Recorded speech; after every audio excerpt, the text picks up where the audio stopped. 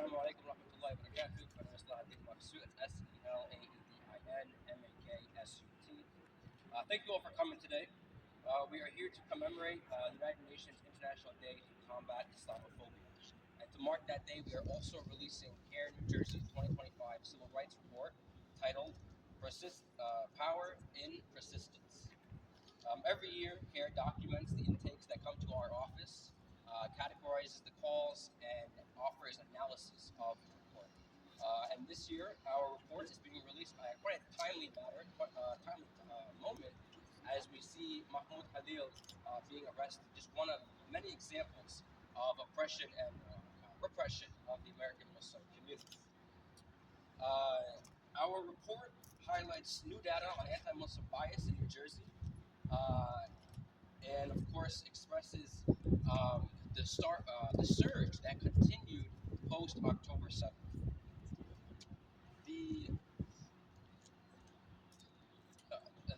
So also to commemorate this day, especially before I go on to the report, I want to acknowledge our governor's proclamation he has offered to the community in recognition of the United Nations Day to Combat Islamophobia. This is a proclamation authored by Governor Phil Murphy. So we want to express our appreciation and gratitude to him for his strong words in condemnation of the surge of Islamophobia. With that being said, we're also calling on New Jersey elected officials across the board and all government to echo his sentiment and to echo our words today. That is important and imperative that we speak strongly and firmly against the rising tide of Islamophobia and anti-Palestinian discrimination. All forms of racism must be condemned unequivocally, and we thank the governor and all of those who have joined us today to echo those words. Now, moving on to the report, we want to discuss the report in very brief detail, and we'll leave time at the end for questions and answers as well. So our civil rights report documents anti-Muslim discrimination in New Jersey, as well as emerging shifts in how American Muslim communities have faced various forms of anti-Muslim bigotry. The CAIR National Office documented 8,658 complaints, which is the highest number ever recorded in the organization's history since 1996. This marks a 7.4 increase from 8,061 complaints received in 2023, signaling a worsening climate of Islamophobia. Now, our New Jersey report documented 29 complaints in 2024 alone, which is essentially on par with 2023's total of 309 and significantly greater than years prior. So, in short, the post-October 7th surge of bias, which is greater than post-9/11 and the Muslim ban, was sustained in 2024. If we look at each month compared to 2023 and 2022, we see that the surge continued. The surge faced by Muslims was largely tied to the unconstitutional crackdown of dissenting opinions and the dehumanization of Palestinians and Muslims. Most notably, the MENA category, or MENA individuals, those who express themselves or identify as a part of Middle Eastern North African, were disproportionately represented in the category of hate incidents and crimes, comprising of 51% of the complaints in this category. Also, it's important to note that employment discrimination is still the top category, followed by hate crime incidents. Also, education-related complaints are at an all-time high for New Jersey.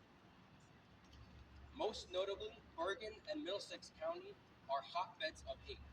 The two counties in particular where we received the most number of complaints across New Jersey. And then lastly, one key note to take away from the report is that there was a clear uptick in FBI and CBP interrogations, largely stemming from the unconstitutional crackdown of free speech and unconstitutional watch list, which continues to persist and cause harm to the American Muslim community. Ultimately, our recommendation after publishing this report to our leadership and our community is that public officials use this opportunity to speak up and condemn the harm against the American Muslim community. And to also, when speaking about foreign issues, use a balanced narrative. To use a balanced narrative and bring humanity to the Palestinian cause,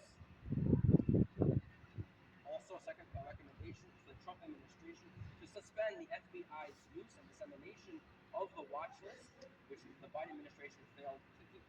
This list is almost entirely a list of Arabic and Muslim names. Third recommendation is for mosques and visible Muslim institutions to consider taking advantage of security grants. And the fourth recommendation is to express caution for definitions such as the IHRA definition, the International Holocaust Remembrance Alliance definition for anti-Semitism, which, if it were to be codified in law, would cause further harm and silence the American Muslim community in their pro-Palestinian activism. So we advise against such legislation.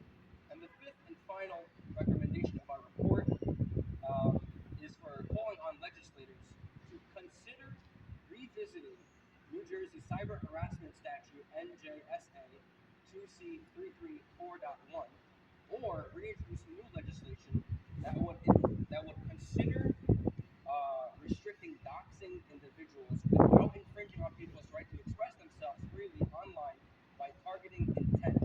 So, for example, a Maryland statute exists which criminalizes the act of posting private information online with the intent to harass or harm someone.